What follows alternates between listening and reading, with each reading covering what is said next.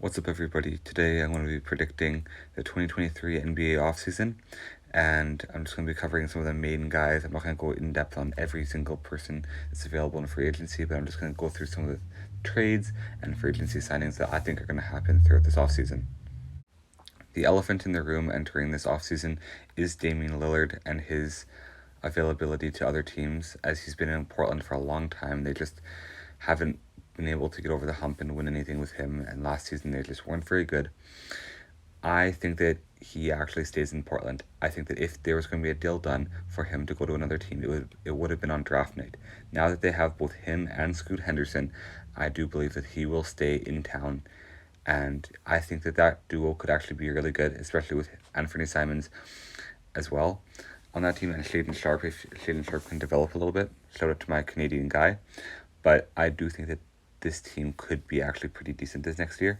I think that if they kind of fail with Scoot Henderson, who was the number 3 overall pick in Thursday's NBA draft, I think that if they fail this season, then Damian Lillard will be leaving Portland. But as of right now, I think he will stay for this offseason.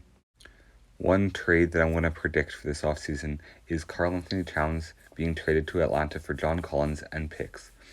Both Atlanta and Minnesota underperformed the last couple of years here, and Karl-Anthony Towns and John Collins are both guys who I believe have a lot of potential, and I do believe that both teams want to shake things up. I've heard a lot of trade rumors around Karl-Anthony Towns after him and Rudy Gobert just did not work together in Minnesota.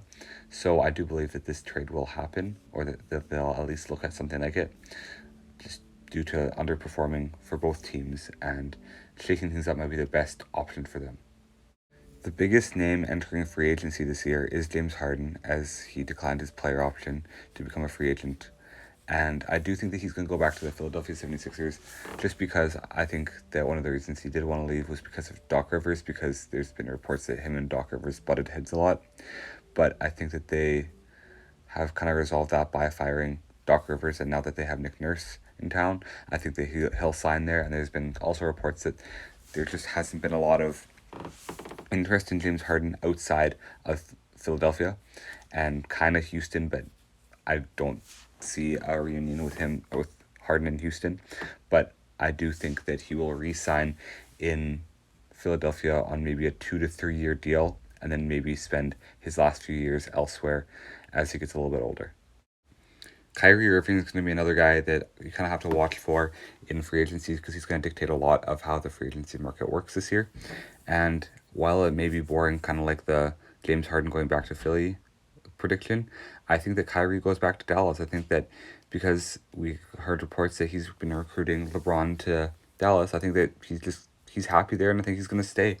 I think if you can just stay out of big headlines for negative things or controversial things, I think that he'll obviously still be a great player. And if the Mavericks can really make some big moves this year to get more defensive wings and just more depth and rotational depth, I think that they can actually be a really good team this next year, because obviously they have two of the best scorers in the NBA. Two guys that can put up a lot of points, and Luka's going to put up his triple doubles. They just need more depth besides those two guys. But I do think that Kyrie will stay, whether it be on a 1 or 2 year deal. Knowing him, even if he signs a 4 year deal, I don't know if he's going to stay for the length of that deal. But I think it's pretty likely that he does stay in Dallas in this coming up season. As a Raptors fan, the last two guys I do want to talk about are Fred VanVleet and Pascal Siakam. They're in kind of different situations, but I just want to talk about both of them kind of in one foul swoop, just because they both are Raptors players. Fred VanVleet declined his player option last week, and I do believe that he leaves the Raptors. I think that the Lakers would be a good spot for him. There's been rumors about him going to LA for a while now. Even last year at the trade deadline, I thought that we might trade him there. But now that he's a free agent and he's declined his player option, I think that there's a good chance that he heads over to LA to be the starting point guard over there. Pascal Siakam is a guy that's a little bit older. I think he's coming up in his age 29 or age 30 season, and the Raptors want to go young. And I think they want to start building around Scotty Barnes who's a young defensive phenom, a guy that I think is going to be a really good player in the NBA for a long time. And they just chose Grady Dick out of Kansas in the NBA draft, and I really like him and his potential. He's a really good shooter, which is something that the Raptors really lacked this last season. So I do think that Pascal will get traded by the Raptors, and they'll go into kind of a mini rebuild. And because they already have their franchise cornerstone in, or who they think is their franchise cornerstone in Scotty Barnes. They have OG Anunoby.